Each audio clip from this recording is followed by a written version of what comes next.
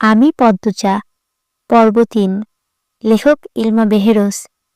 আপা, স্কুলে যাবা না? পূর্ণা পদ্মজাকে জিজ্ঞাসা করল। যাব। তাড়াতাড়ি করো। তাড়া দিয়ে পূর্ণা বাড়িতে ঢুকল। পদ্মজা বাড়ির পিছনে নদীর ঘাটে উদাসীন হয়ে বসে আছে। এই নদীর নাম মাদিনী। গ্রীষ্মকাল বিদায় ৩ সপ্তাহ চলছে। এখন বর্ষাকাল। মাদিনীর জলে কানায় কানায় ভরে উঠেছে। সে যেন স্রোতস্বিনী। ঘোলা জলের একটানা স্রোত বয়ে যায় সাগরের দিকে। উজান থেকে ভেসে আসছে ঘন সবুজ কচুরিপানা। পদ্মজার এই দৃশ্য দেখতে বেশ ভালো লাগে। নিষ্পলক চোখে তাকিয়ে আছে মাদিনীর স্বচ্ছ জলের দিকে। মাদিনীর বুকের ওপর দিয়ে একটা লঞ্চ যাচ্ছে। লঞ্চ দেখে ১ মাস আগের ঘটনা মনে পড়ল তার। সেই দিন রাতে হেমলতা ছুরি ধার দিয়ে রুমে ঢুকে গেলেন। পদ্মজা কাপা পায়ে রুমে ঢুকে বিছানায় শুয়ে পড়ে। কিছুক্ষণ পরে ঘুমিয়ে পড়ে। এরপর স্কুল থেকে বাড়ি ফিরে নামাজ পড়ে বই খেতে বসল। তখন হিমেল হন্তদন্ত হয়ে বাড়িতে ঢুকে। হিমেল হচ্ছে হেমলতার ছোট ভাই। আপা, এই পদ্ম, আপা কই? হিমেলের কণ্ঠ। কি হয়েছে মামা? জবাব দিল পদ্মজা। পদ্মজার প্রশ্ন উপেক্ষা করে হেমলতাকে হিমেল ডাকল। আপা, এ আপা। হেমলতা বাড়ির পিছন থেকে ব্যস্ত পায়ে হেঁটে আসেন। কি হয়েছে? হিমেল হেমলতাকে দেখে হাউমাউ করে কেঁদে উঠল। আপা, ভাইজান খুন হয়েছে। রাতে কে জানি মাইরা ফেলছে রে আপা। হিমেল কাঁদতে কাঁদতে হাঁটু ভেঙে বসে পড়ল। পদ্মজা তাৎক্ষণিক সন্দিহান চোখে মায়ের দিকে তাকালো। হেমলতাকে দেখে মনে হলো তিনি চমকেছেন, অথচ তার চমকানোর কথা ছিল না। নাকি হিমেলের সামনে অভিনয় করলেন? না, প্রেমাকে ওই দিকে আসতে দিস না পদ্ম, আমি আসছি। হেমলতা বাড়ির সামনে মিলিয়ে যান।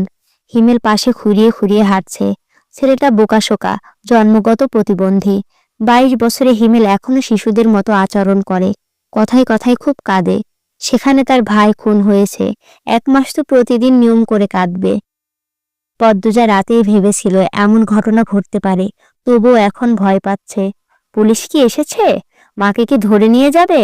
ভাবতে গিয়ে পদ্মজার বুক ধক করে উঠল। গ্রামের কাছেই শহর, থানা, পুলিশ নিশ্চয়ই চলে এসেছে। পদ্মজা ধপ করে মাটিতে বসে পড়ল। সে ঘামছে খুব, নাক মুখ গলা ঘেমে একাকার হয়ে যাচ্ছে।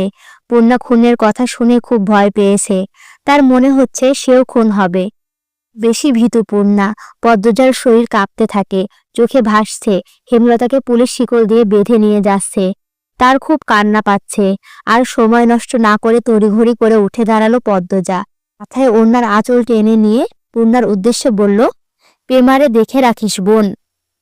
বাড়ি ভর্তি মানুষ, আরো মানুষ আসছে। হেমলতা মানুষজনকে ঠেলে হানিফের লাশের সামনে গিয়ে দাঁড়ালেন। তখন ফর্সা রঙের ২ জন মহিলা ঝাঁপিয়ে পড়ে তার ওপর।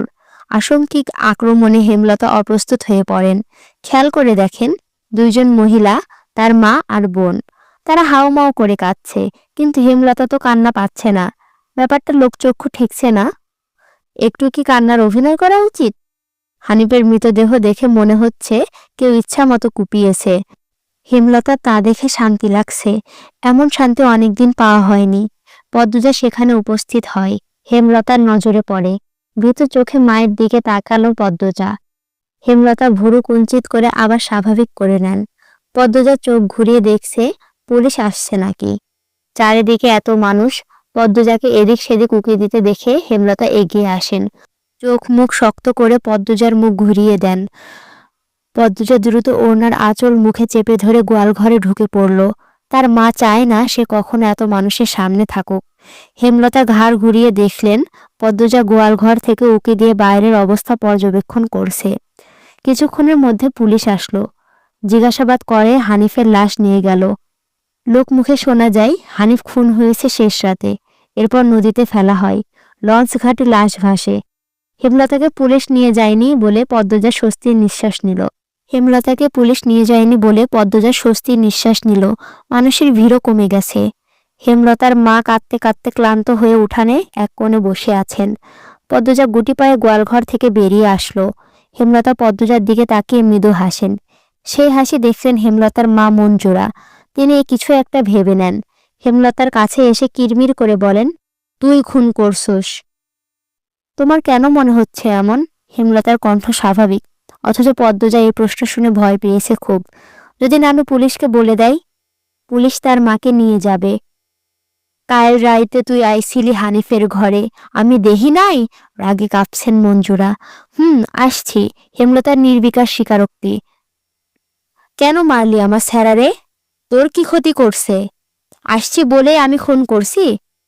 এত রাইতে তুই তার কাছে আর কি দরকারে আইবি? আমি তাকে মারতে যাব কেন? মঞ্জুরার আহত দৃষ্টিতে তাকিয়ে আছে হেমলতার দিকে। হেমলতার চোখ মুখ শক্ত। নিস্তব্ধতা কাটিয়ে মঞ্জুরা চেঁচিয়ে উঠলেন, পুলিশের কাছে যাবো আমি। পদ্মজা কেঁপে উঠল। অস্পষ্ট কণ্ঠে বলে, নানু এমন করো না। হেমলতা নিচু স্বরে কঠিন করে বললেন, আমার মেয়েদের থেকে আমাকে দূরে সরানোর চেষ্টা করো না আম্মা, ফল খুব খারাপ হবে। পদ্মজার মনে হলো মঞ্জুরা ভয় পেয়েছেন। মঞ্জুরা সবসময় হেমলতাকে ভয় পান। তিনি চুপসে যান, শুধু ঘৃণা ভরা দৃষ্টি নিয়ে হেমলতার দিকে তাকিয়ে থাকেন। পদ্মজা বুঝে উঠতে পারে না তার নানু কেন ভয় পায় মাকে। মায়ের অতীতে কি ঘটেছে, কেন তিনি এমন কাঠঠোঁটা? ছেলের খুনিকে কোনো মা ছাড়ে? নানু কেন ছাড়লেন? মেয়ে বলে, নাকি অন্য কারণ? কোনো উত্তর নেই। এসব ভাবলে উল্টো মাথা ব্যথা ধরে। অন্য ৮-১০টা পরিবারের মতো কেন না তারা? নাকি গোপনে সব পরিবারে এমন জটিলতা আছে? প্রশ্ন হাজারটা, উত্তর কোথায়? সেদিন রাতে খাওয়ার সময় হেমলতা নিম্নস্বরে পদ্মজাকে বললেন, পদ্ম। জি আম্মা। আমি হানিফকে খুন করিনি, কারা করেছে তাও জানি না। কথাটি শুনে পদ্মজা খুব চমকায়। তার মা তো মিথ্যা বলে না, তাহলে কারা খুন করলো? পদ্মজা প্রশ্ন করল, তাহলে শেষ রাতে মামার কাছে কেন গিয়েছিলে আম্মা? হেমলতা জবাব দেননি। খাওয়ার ছেড়ে উঠে যান। পদ্মজার ভাবনা সুতো কাটল কারো পায়ের আওয়াজ শুনে। ঘাড় ঘুরিয়ে মোর্শেদকে দেখতে পেল। মোর্শেদ পদ্মজাকে ঘাটে বসে থাকতে দেখে বিরক্তিতে কপাল কুঁচকান। এই সেরি, যা এন থেকা। পদ্মজার কান্না পায়, খুব খারাপ লাগে। নিঃশব্দে এক ফোঁটা জল গড়িয়ে পড়ে। তা আড়াল করে ব্যস্ত পায়ে বাড়ির ভিতরে চলে যায়। কয়েক মাস পর পদ্মজার ম্যাট্রিক পরীক্ষা। ৩ বোন বই নিয়ে সড়কে উঠল। পদ্মজার কোমর অবধি ওড়না দিয়ে ঢাকা। পূর্ণা এক নাগারে বকবক করে যাচ্ছে। স্কুলে যাওয়া অবধি কথা বন্ধ হবে না। মাঝে মাঝে জোরে জোরে হাসছে। মেয়েটার হাসির রোগ আছে বোধহয়। একবার হাসি শুরু করলে আর থামে না। পদ্মজা বারবার বলছে, আম্মা রাস্তায় কথা বলতে আর হাসতে মানা করেছে, চুপ কর না। তবুও পূর্ণা হাসছে। বাড়ির বাইরে এসে সে মুক্ত পাখির মতো আচরণ করে। তাকে দেখে মনে হয় খাঁচা থেকে মুক্ত হয়েছে। পদ্ম, ওই পদ্ম, খাড়া। পদ্মজা ক্ষেতের দিকে তাকালো। লাবণ্য ক্ষেতের আইল ভেঙে দৌড়ে আসছে। লাবণ্য আর পদ্মজা এক শ্রেণীতে পড়ে। লাবণ্য কাছে এসে হাঁপাতে থাকলো। শান্ত হওয়ার পর 4 জন মিলে স্কুলের উদ্দেশ্যে হাঁটা শুরু করলো। বাংলা পড়া শিখে এসছি আজ? পদ্মর প্রশ্ন অগ্রাহ্য করে লাবণ্য বলল, আরে সেরি, বাড়িতে শুদ্ধ ভাষায় কথা কইলে বাইরেও কইতে হইব নাকি? আমি আঞ্চলিক ভাষা পারি না। লাবণ্য অসন্তোষ প্রকাশ করলো। সে অলন্দপুরের মাতব্বর বাড়ির মেয়ে, তাদের বাড়ির সবাই শিক্ষিত, তবুও তারা আঞ্চলিক ভাষায় কথা বলে, পরিবারের 2-3 জন সদস্য ছাড়া। আর পদ্মজার 14 গোষ্ঠী সবাই মূর্খ, 2-3 জন ছাড়া, তবুও এমন ভাব করে আঞ্চলিক ভাষা পারে না নাকি। সত্যি আমি পারি না। ছোট থেকে আম্মা শুদ্ধ ভাষায় কথা শিখিয়েছেন, উনিও বলেন, তাই শুদ্ধ ভাষায় কথা বলতে আরাম পায়। পূর্ণা তো পারে, আমার চেষ্টা করতে ইচ্ছে হয় না। আচ্ছা বাদ দে, শুন, কাল আমরার বাড়িত নায়ক নায়িকারা আইব। পূর্ণা বিগলিত হয়ে প্রশ্ন করল, কেন আসবো? কোন নায়ক? শুটিং করতে, ছবির শুটিং। পদ্মজা এসবে কোনো আগ্রহ পাচ্ছে না। পূর্ণা খুব আগ্রহ বোধ করছে। সপ্তাহে একদিন সুমিদের বাড়িতে সাদা কালো টিভিতে সে ছায়াছবি দেখতে যায়, তাই অভিনয় শিল্পীদের প্রতি তার আগ্রহ আকাশ ছোঁয়া। পূর্ণা গদগদ হয়ে প্রশ্ন ছুড়ল, কোন নায়ক নায়িকা? বল না লাবণ্য আপা। দাঁড়া, মনে করি। পূর্ণা কৌতূহল নিয়ে তাকিয়ে আছে। লাবণ্য চোখ বুজে মনে করার চেষ্টা করলো। এরপর মনে হতে বলল, লিখন শাহ আর চিত্রা দেবী, আমার ছবির নায়ক নায়িকা। হ। স্কুলে যাওয়ার পুরোটা পথ লাবণ্য আর পূর্ণা ছায়াছবি নিয়ে আলোচনা করলো। মূল বক্তব্য ছিল লিখন শাহ।